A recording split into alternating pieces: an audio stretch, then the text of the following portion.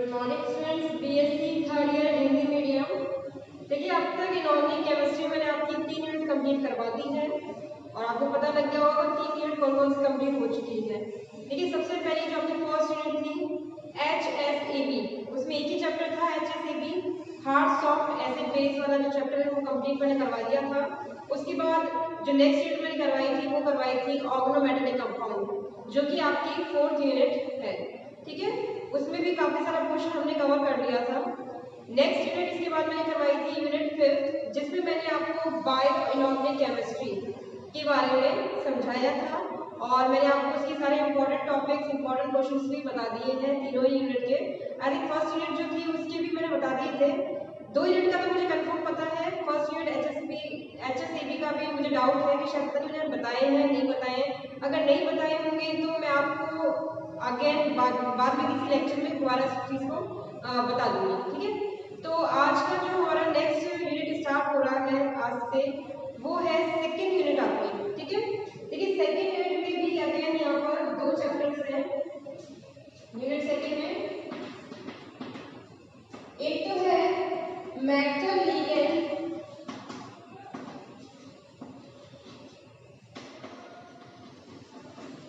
Bonding in transition metal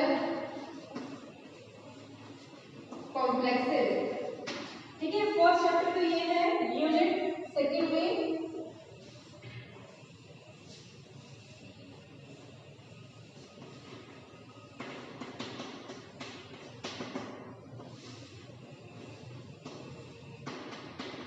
इसके अलावा second chapter इसमें दिया है मैग्नेटिक प्रॉपर्टी,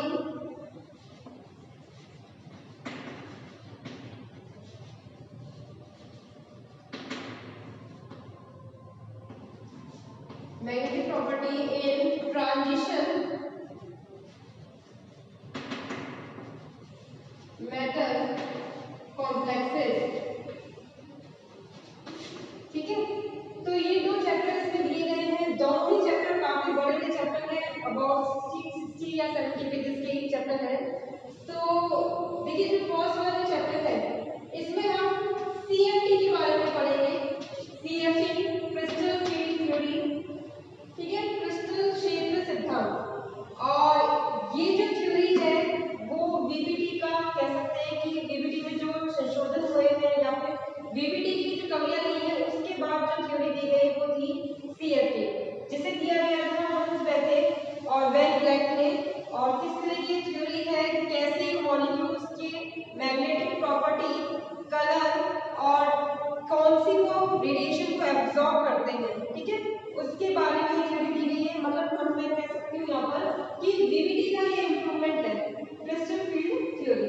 ठीक है, नेक्स्ट जो चैप्टर है इसमें वो है मैग्नेटिक प्रॉपर्टीज इन ट्रांजिशन मेटल कॉम्प्लेक्सेस, जिसमें हम जो ट्रांजिशन मेटल के कॉम्प्लेक्सेस बनते हैं वो किस टाइप की है, पैरामैग्नेटिक है, डायमैग्नेटिक है, फेरोमैग्नेटिक है, किस टाइप की कपलिंग हो रही है, ये सब चीजें स्पिन के बारे में, ये सब चीजें यहाँ पर डिस्कस करते हैं।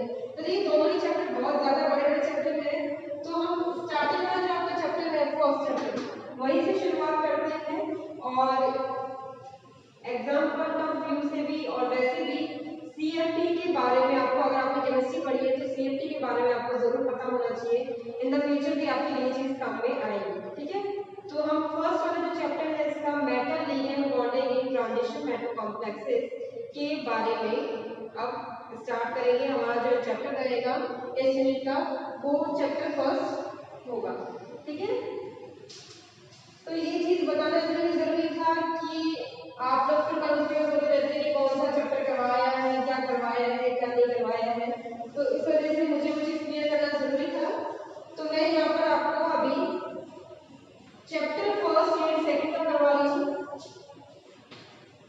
स्टार्ट, जो कि है MN bonding in the short. ठीक है, शॉर्ट में तो आपको और शॉर्ट लिखा मिलेगा जब आप चैप्टर का टाइटल देखेंगे। देखिए, वैसे तो आपकी ऑफलाइन क्लास जब स्टार्ट हो रही है, लेकिन फिर भी मैं यहाँ पर वीडियो लेक्चर बना रही हूँ, उम्मीद करके कि अगर आपसे ऑफलाइन कुछ चीजें छूट गई है, आपने लेक्चर अटेंड नहीं किया है, तो तो आप इस वीडियो लेक्चर के थ्रू उनको देख सकें। ठीक है, वैसे तो जैसे कि हमारा जो चैप्टर है इसमें बहुत सारी चीजें ऐसी आती है कि उसमें क्वेश्चनिंग निकलती है, बच्चों को कंफ्यूजन रहती है, डायग्राम्स वगैरह में ऑर्बिटल डायग्राम किस तरह से बनाने हैं वो मिस्टेक कर देते हैं, तो उस चीज को आप जितना रिपीट में देख सकें वो बढ़िया है, आपको अच्छे समझ में आएगा। तो देखिए सबसे पहले मैं आपको बताना चाहूंगी, कुछ चीज दिखाना चाहूंगी आपको। देखिए मेटल लिगेंड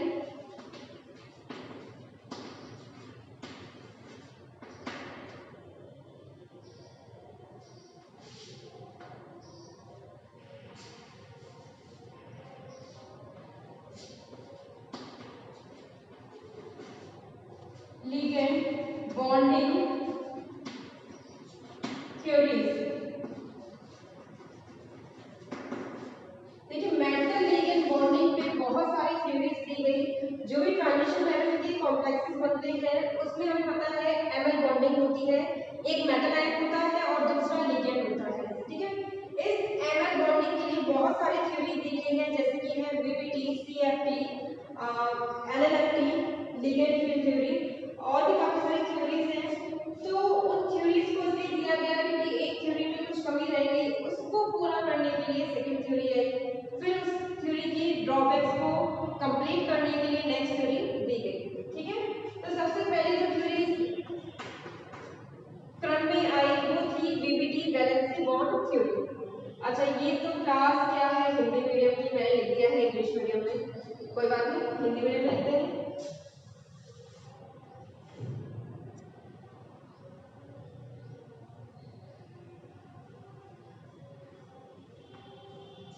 धातु लिगेंड बंध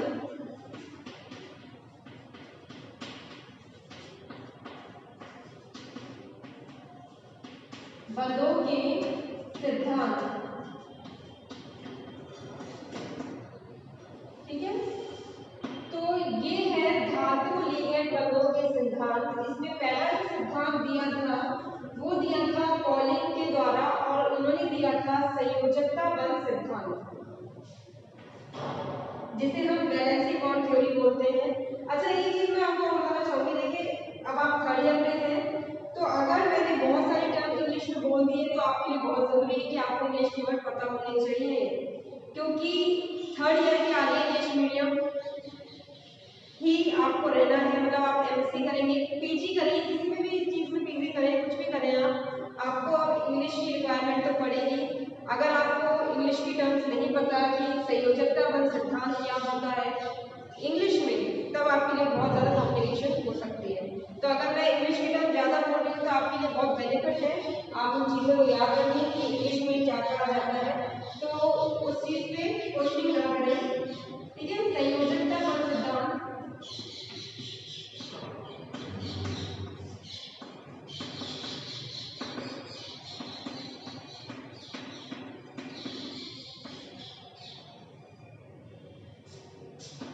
जिसे दिया गया है पॉलिंग के द्वारा।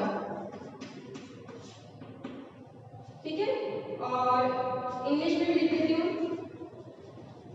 वैलेंसी बॉन्ड थ्योरी जो कि दी है पॉलिंग।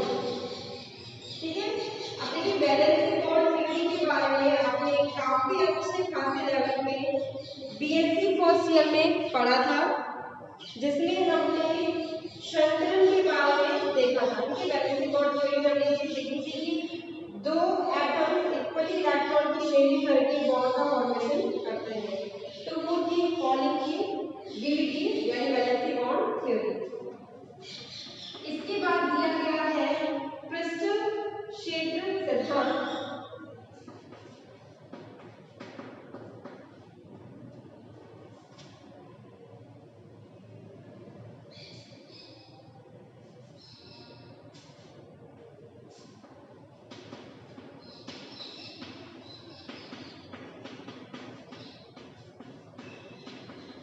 क्रिस्टल क्षेत्र सिद्धांत जो कि दिया गया है हंस बेथे तथा वैन गॉग के द्वारा।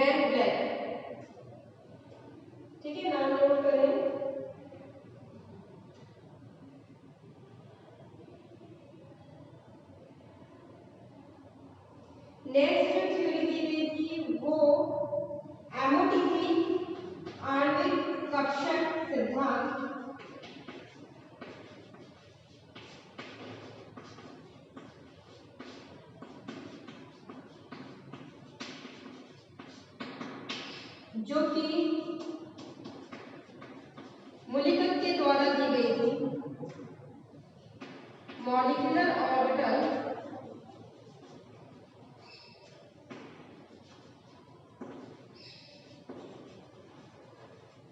Theory which is given by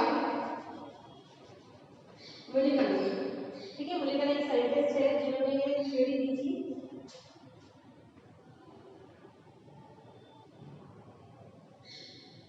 next है लिगेंड क्षेत्र सिद्धांत, लिगेंड फील्ड थ्योरी।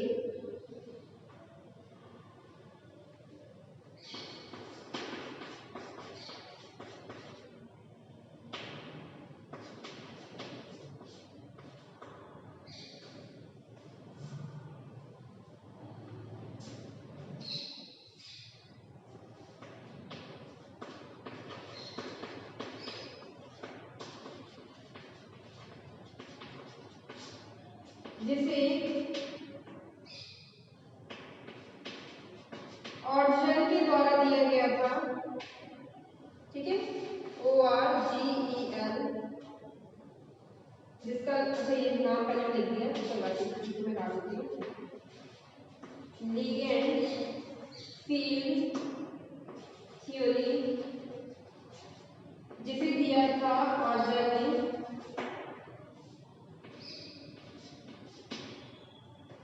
ठीक है, अब देखिए यहाँ पर जो फर्स्ट थ्योरी है जिसे हम कहते हैं वैलेंसी बॉन्ड थ्योरी, फॉलोइंग ने दी थी संयोजकता बल सिद्धांत। ये थ्योरी आप अपने बीएससी फर्स्ट ईयर में पढ़ चुके हैं। सेकेंड ईयर में भी आपकी ये थ्योरी थी इनऑर्गेनिक केमिस्ट्री में। ठीक है, इसके अलावा क्रिस्टल फील्ड थ्योरी अब हम पढ़ने वाले हैं।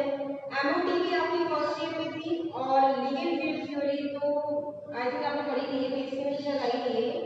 तो देखिए ये जो थ्योरी होती है, लास्ट में दोनों थ्योरी होती है, ये काफी कॉम्प्लिकेटेड थ्योरी होती है, जबकि बीबीटी एक आसान थ्योरी में मानी जाती है। और क्रिस्टल फील्ड जो थ्योरी है वो ना तो बहुत ज्यादा आसान है, ना ही बहुत ज्यादा मुश्किल है। बस यहाँ पर आप कह सकते हैं कि बहुत सारे नियम बहुत ज्यादा रहते हैं, बाकी तो कुछ नहीं है, आसान सी थ्योरी है। तीन ही आपको मेजर यहाँ पर एग्जाम्पल करने हैं, जिसमें से हम एक टेट्राहेड्रल, ऑक्टाहेड्रल और स्क्वाड्रेनल जो है, तीन संरचनाओं के बारे में यहाँ पर पढ़ेंगे। ठीक है, और वही टॉपिक काफी लंबे हो जाएंगे, बाकी इसमें मेरे हिसाब से कोई कॉम्प्लिकेशन नहीं है। अच्छा, सीएफटी की रिक्वायरमेंट क्यों पड़ी? ठीक है, सीएफटी की आवश्यकता क्यों पड़ी, क्यों दी गई सीएफटी? क्योंकि बीबीटी में कुछ कमियां रह गई थी। कमियां क्या रह गई थी? देखिए बीबीटी में हमने ये चीज पढ़ी कि जो मेटल लिगेंड बॉन्ड बन रहा है, ठीक है, हम तो बेसिकली मॉलिक्यूल्स के बारे में ज्यादा पढ़ते थे, मेटल लिगेंड बॉन्ड तो हमने बहुत कम कॉम्प्लेक्स में देखे थे बीबीटी में, एक्चुअली मैं आपको बताऊं तो लेकिन फिर भी हमने जो कॉम्प्लेक्सेस देखे थे उसमें हम सिर्फ मेटल आयन की बात करते थे हमेशा। जो हम शंकरन भी ज्ञात करते थे तो मेटल आयन का ही करते थे। ठीक है, जो सेंट्रल मेटल है या फिर कॉम्प्लेक्स में है तो मेटल आयन की ही हम बात करते थे, जबकि लिगेंड्स को हमने इंपॉर्टेंस कभी दिया ही नहीं बीबीटी में। पर जो सीएफटी है वो इक्वल इंपॉर्टेंस देता है बीबीटी, सीएफटी जो है वो इक्वल इंपॉर्टेंस देता है मेटल आयन और लिगेंड को। ठीक है, तो दोनों का ही इक्वल कंट्रीब्यूशन रहता है बॉन्ड की फॉर्मेशन में, चाहे वो एक एम्प्टी ऑर्बिटल के साथ पार्टिसिपेट करे और दूसरा इलेक्ट्रॉन के साथ, लेकिन कंट्रीब्यूशन तो दोनों का ही है ना। तो इस वजह से सीएफटी में जो दी गई थी हंस बैथे और वैन लॉक ने, तो उन्होंने दोनों को ही इंपॉर्टेंस दी, मेटल को भी और लिगेंड को भी, और वहां पर फिर उस तरह से बॉन्डिंग के बारे में बताया। ठीक है, पहली चीज तो यहाँ पे ये है। सेकंड, संयोजकता बल सिद्धांत में कभी भी जो कॉम्प्लेक्स बने थे उन कॉम्प्लेक्स के क्या रंग होते हैं उसके बारे में नहीं बताया। हम जानते हैं कि जो कॉम्प्लेक्सेस बनते हैं वह कुछ रंग उनका होता है, विलियन जब बनाया जाता है, सॉल्यूशन जब बनाया जाता है कॉम्प्लेक्सों का, तो उनका कुछ रंग आता है, कुछ कलर आता है। उसके बारे में क्रिस्टल क्षेत्र सिद्धांत ने बताया कि किस तरह के रंग जो होंगे किसी भी कॉम्प्लेक्स के द्वारा प्रदर्शित किए जाएंगे, यानी उनके जब सॉल्यूशन बनाए जाएंगे तो सॉल्यूशन के फॉर्म में या फिर सॉलिड फॉर्म में भी है तो किस प्रकार के कलर के वो होंगे। ठीक है, तो उसके बारे में भी सीएफटी ने बताया, जो कि ड्रॉबैक था वैलेंसी बॉन्ड थ्योरी का। ठीक है, सेकंड पॉइंट ये हो गया कलर के बारे में। और फर्स्ट पॉइंट इसके बारे में था, फर्स्ट था मेटल लिगेंड बॉन्डिंग में लिगेंड को इंपॉर्टेंस मिली आपकी बार सीएफटी में। सेकंड है कलर के बारे में, कलर ऑफ कॉम्प्लेक्सेस। सेकंड ये हो गया थर्ड रिक्वायरमेंट यहाँ पे इसकी पड़ी कि जो कॉम्प्लेक्स का फॉर्मेशन होता है मेटल आयन और लिगेंड की बॉन्डिंग से, वो कुछ मैग्नेटिक प्रॉपर्टी भी शो करते हैं। या तो वो हो सकते हैं डायमैग्नेटिक अनुचुंबकीय या फिर प्रतिचुंबकीय, हिंदी में बता देता हूँ, अनुचुंबकीय या फिर प्रतिचुंबकीय।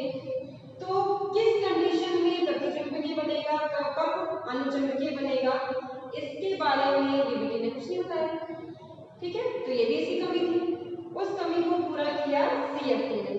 सीएफटी बता सकती है कि किस प्रकार की मैग्नेटिक प्रॉपर्टी रखता होगा कोई भी एक कॉम्प्लेक्स। ठीक है, हम निकाल सकते हैं उस चीज को। और इसमें म्यू का मान भी निकालने के लिए प्रावधान है, कुछ रूल दिया गया है कि म्यू का मान हम ज्ञात कर सकते हैं। ठीक है, तो क्या बताया मैंने आपको, नेक्स्ट मैग्नेटिक प्रॉपर्टी।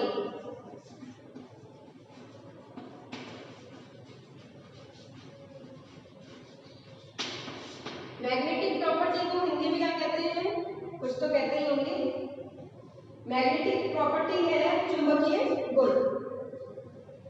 ठीक है, ये तीन तो इसके मेजर जो कमियां हो सकती है। इसके अलावा एक और है, जब भी कॉम्प्लेक्स को किसी क्षेत्र में रखा जाता है, यानी कुछ जो कॉम्प्लेक्स होते हैं कुछ रेडिएशन को एब्जॉर्ब करते हैं। जब कॉम्प्लेक्स के ऊपर लाइट डाली जाती है तो कुछ मात्रा में जो रेडिएशन है उसे वह रिफ्लेक्ट कर देते हैं, कुछ को एब्जॉर्ब करते हैं। ठीक है, तो वो रिफ्लेक्ट कौन सी रेंज की होती है, कौन सी रेंज की वो एब्जॉर्ब करेंगे, उसके पीछे भी कुछ एक कह सकते हैं एक अलग कहानी निकलेगी जब हम सीएफटी के बारे में पढ़ेंगे। ठीक है, रेंज ऑफ रेडिएशन कह सकते हैं इसका, रेंज ऑफ रेडिएशन एब्जॉर्ब, किस रेंज में रेडिएशन को एब्जॉर्ब किया गया। देखिए, जब भी कोई कॉम्प्लेक्स जिसके ऊपर लाइट डाली जाती है तो कुछ मात्रा में तो वो है अवशोषित करती है और कुछ मात्रा में परावर्तित कर देती है। ठीक है, तो जब हम कहते हैं कि जो संकुल है वह रंग प्रदर्शित कर रहा है, तो जो ऊर्जा उसने अवशोषित की या फिर मैं कह सकती हूँ जो रेडिएशन किसी भी कॉम्प्लेक्स ने अवशोषित की है उसी का ही पूरक भाग हमको नजर आता है। जैसे कि पूरक भाग में आप एक टेबल देखेंगे, अगर नीला भाग रेडिएशन का एब्जॉर्ब किया गया तो जो कॉम्प्लेक्स है वह लाल रंग का नजर आएगा। ठीक है, नीला एब्जॉर्ब करेगा, लाल दिखेगा। तो ये भी एक पूरा एक सारणी के साथ आप इस चीज को समझ पाएंगे किस तरह से पूरक रंग हमको दिखाई देता है किसी भी संकुल का। ठीक है, तो ये हो गए चार कह सकते हैं एडवांटेजेस, और ये सारे एडवांटेजेस जो है ड्रॉबैक बन जाते हैं वैलेंसी बॉन्ड थ्योरी की सीमाएं। अगला है कि इस थ्योरी में मैकेनिज्म यानी क्रियाविधि, ठीक है, और रेट ऑफ रिएक्शन के बारे में बताया जाता है। जबकि डीबीटी में हमने किसी प्रकार की क्रियाविधि नहीं देखी, किस क्रिया से संकुल का निर्माण हुआ, ना ही हमने जो रिएक्शन है उसकी स्पीड के बारे में जाना। ठीक है, रेट ऑफ रिएक्शन के बारे में भी हमने नहीं देखा था डीबीटी में, जिसके बारे में हम पढ़ेंगे सीएफटी में। ठीक है, इसके अलावा एक इम्पॉर्टेंट पॉइंट और है सीएफटी का, वो भी मैं आपको बता देती हूँ। देखिए, आपने नाम सुना होगा कुछ आंतरिक कक्षक संकुल बनाते हैं लिगेंड, और कुछ लिगेंड वही लिगेंड जो है वह बाह्य कक्षक लिगेंड भी बनाते हैं। ठीक है, तो वह किस कंडीशन में आंतरिक, जैसे कि एक एग्जांपल ले लें, कोई एक मेटल आयन है यानी धातु आयन है जिसने डी, स्टार्टिंग में डी आ रहा है, DsP3 संकरण बनाया और यही धातु आयन किसी और लिगेंड के साथ sp3d संकरण बनाता है, तो दोनों ही जो केस है उसमें संकरण अलग अलग हो गया, ज्यामिति अलग अलग हो जाएगी। तो ये वाला जो है वह कहलाएगा आंतरिक कक्षक संकुल, जिसमें डी कक्षक जो है वह आगे की तरफ आएगा, यानी यह पहले आ रहा है, जबकि sp3d में बाह्य कक्षक संकुल बनता है।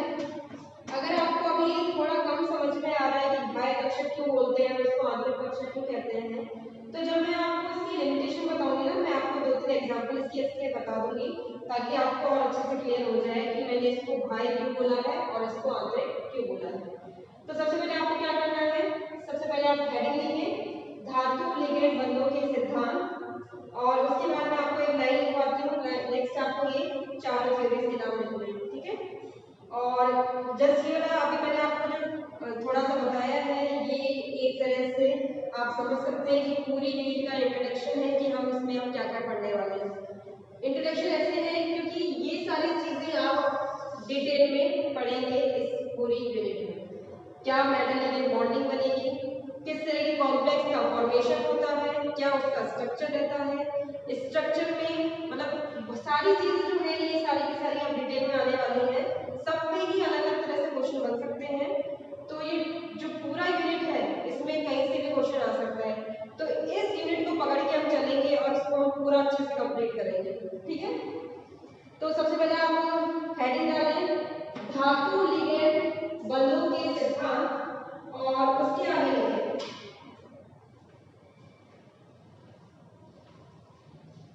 संक्रमण धातु संकुलों में, संक्रमण धातु संकुलों में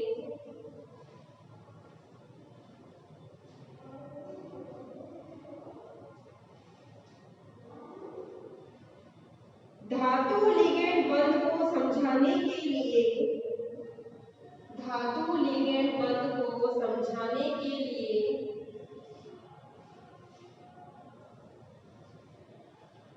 मुख्य रूप से निम्नलिखित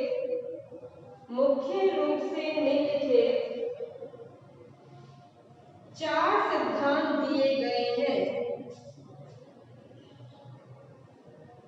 धातु लिगेंड बंधों को समझाने के लिए मुख्य रूप से निम्नलिखित 4 सिद्धांत दिए गए हैं।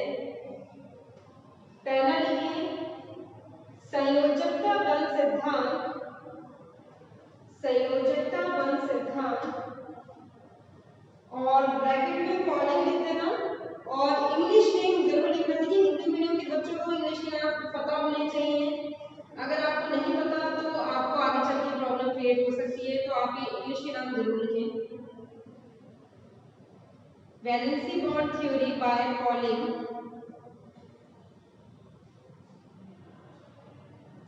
ठीक है। अगला है क्रिस्टल क्षेत्र सिद्धांत, जिसे हंस बैठे तथा वैन ब्लॉक ने दिया था।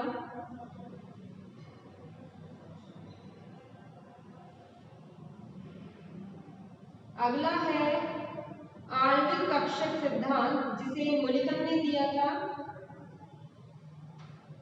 Molecular orbital theory.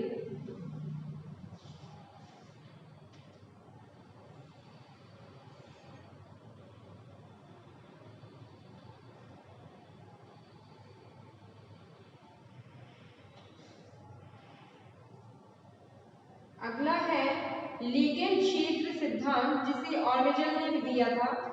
अच्छा ये थोड़ा सा शब्द जो है वो गलत आपको समझ में नहीं आ रहा होगा, ये है ऑर्बिटल, ठीक है, ORGEL जेल,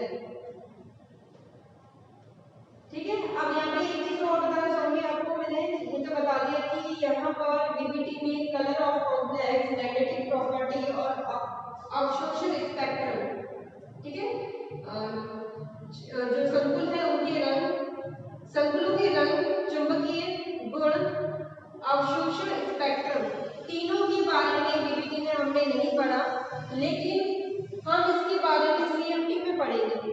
वीबीटी में क्यों नहीं पढ़ पाए? क्योंकि वीबीटी में कभी भी डी कक्षकों का विपाटन नहीं होता है। हमने डी कक्षक का विपाटन हम पढ़ेंगे सीएमटी में, जहां पर जो डी कक्षक है, जो हम मानते चल रहे थे वीबीटी में कि उनकी जो ऊर्जा होती है वह समान होती है, लेकिन सीएमटी में हम समझेंगे कि उनकी ऊर्जा समान नहीं होती।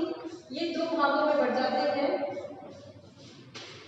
एक तो होता है ईजी और दूसरा होता है टी2जी, या फिर ई बोल लें और टी2 बोल लें। ये ऊपर नीचे भी हो सकता है। क्या कंडीशन रहेगी, किस तरह से स्प्लिट होते हैं, किस तरह से इनका विपाटन होता है, उसके बारे में हम इस यूनिट में देखने वाले हैं, ठीक है। तो इसको आपने नोट कर लिया होगा।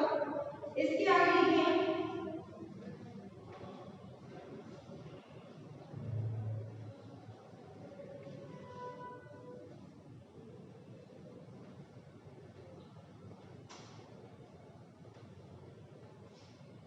ठीक है, पैराग्राफ चेंज करके लिखें संयोजकता बल सिद्धांत, संयोजकता बल सिद्धांत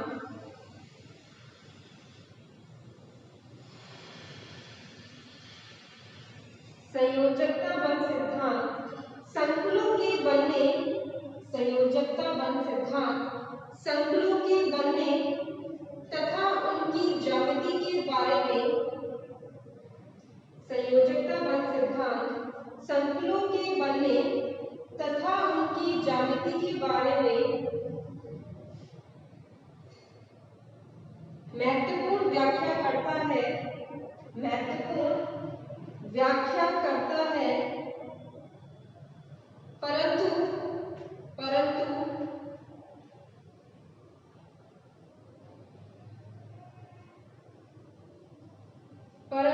संयोजकता बल सिद्धांत की कुछ, संयोजकता बल सिद्धांत की कुछ सीमाएं हैं, परंतु संयोजकता बल सिद्धांत की कुछ सीमाएं हैं,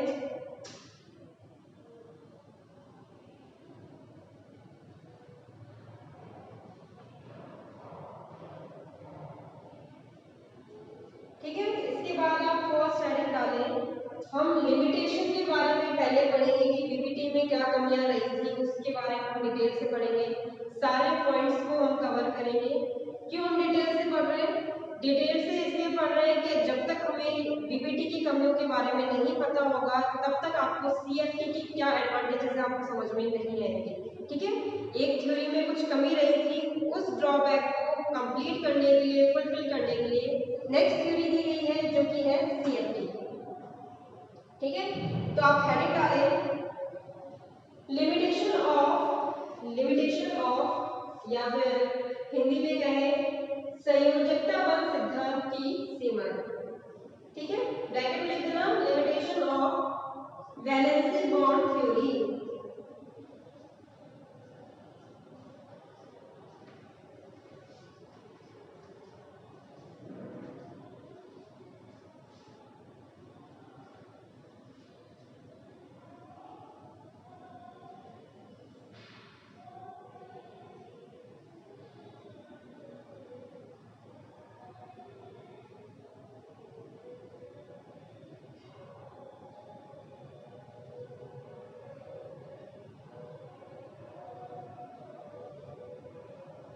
ठीक है। तो फर्स्ट पॉइंट लिखिए इसमें, जैसा मैंने बताया कि जो वैलेंसी बॉन्ड थ्योरी है इसमें मेटल लिगेंड बॉन्ड में सिर्फ मेटल को इंपॉर्टेंस मिलती है।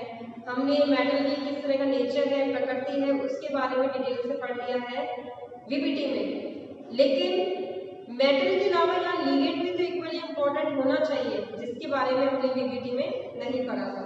तो पहली लिमिटेशन यही है। फर्स्ट लिखिए पहला पॉइंट, इस सिद्धांत में धातु आयन की प्रकृति प्रकृति के बारे में, इस सिद्धांत में धातु आयन की प्रकृति के बारे में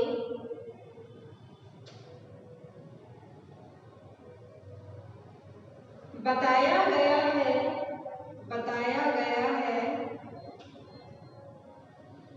लेकिन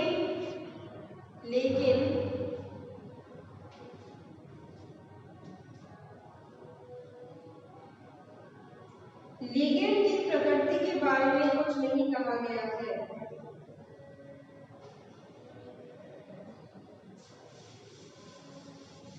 लिगेंड की प्रकृति के बारे में कुछ नहीं कहा गया है।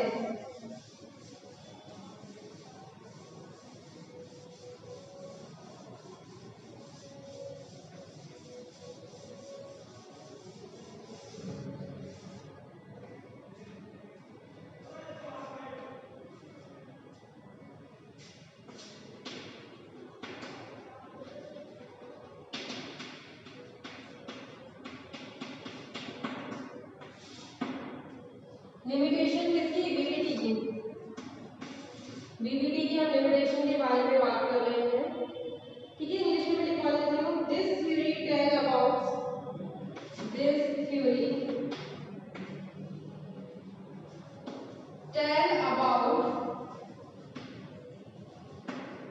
nature of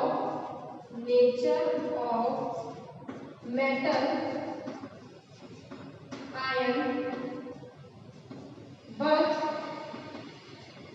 does not tell about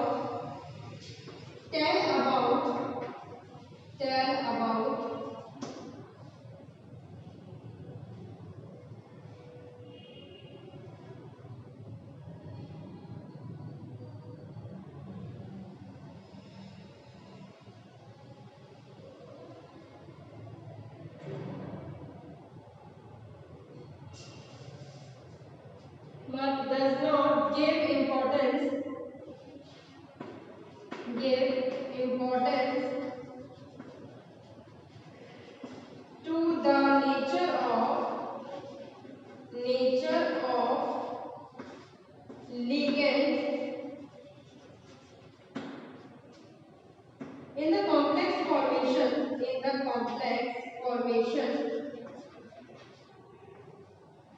both metal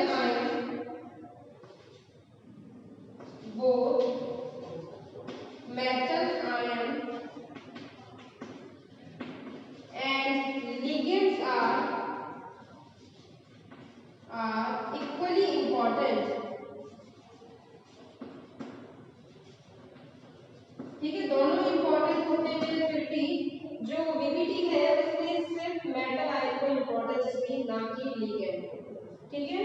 Hindi में मैं दोबारा से बोल देती हूँ, इस सिद्धांत में धातु आयन की प्रकृति के बारे में, इस सिद्धांत में धातु आयन की प्रकृति के बारे में बहुत चर्चा की गई है, परंतु लिगेंड की प्रकृति के बारे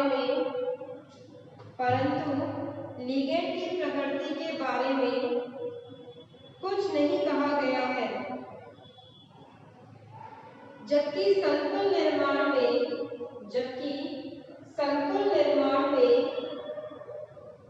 धातु आयन और लिगेंड दोनों